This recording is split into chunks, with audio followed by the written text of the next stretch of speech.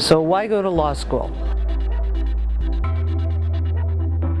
Oh, wow. I always knew as a kid, a child, that I wanted to go to law school. That was a long Sunday morning breakfast conversation with my father. In many respects, I didn't choose the law sort of chose me. I was bartending at the time, taking some time off from my studies, and got tired of it and decided law school would be fun, and it was fun. I joined the Air Force and spent 4.5 years in the Air Force, and now I have to think about what am I going to do when I get out of the Air Force. It was a second career for me. And I remember saying to my mom, "Mom, I don't know what I'm going to do if I don't get into law school." And she looked at me as only a mother would do and said, "Michael, you could get a job."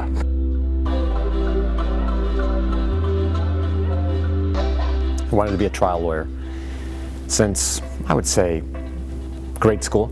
So I always talk too much, and now I make a living off of it. So I'd plan on going back to law school for quite a period of time. I had been working for about 4 years after undergrad, and I had been fortunate enough to be hired at the U.S. Attorney's Office in downtown Phoenix as a victim advocate. And it was my exposure to working with federal prosecutors and investigators. I wanted to be a voice for the voiceless.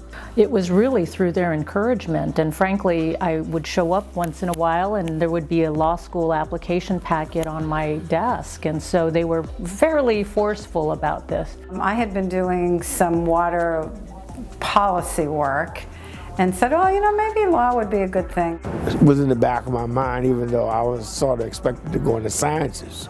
Really? Yeah, and then I recognized that math wasn't one of my fortes. But when I went to law school, it was purely for the education. So I had a blast, and I was kind of unintimidatable in class, not because I knew the answer.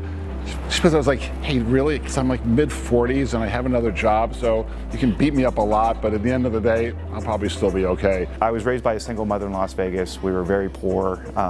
Would go to the food banks to get food to eat, and my mom had a construction cleaning business.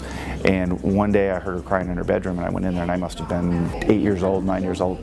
And she was upset because the contractor refused to pay her, and she had taken all the money that we had, that she had been able to save, to pay all her workers.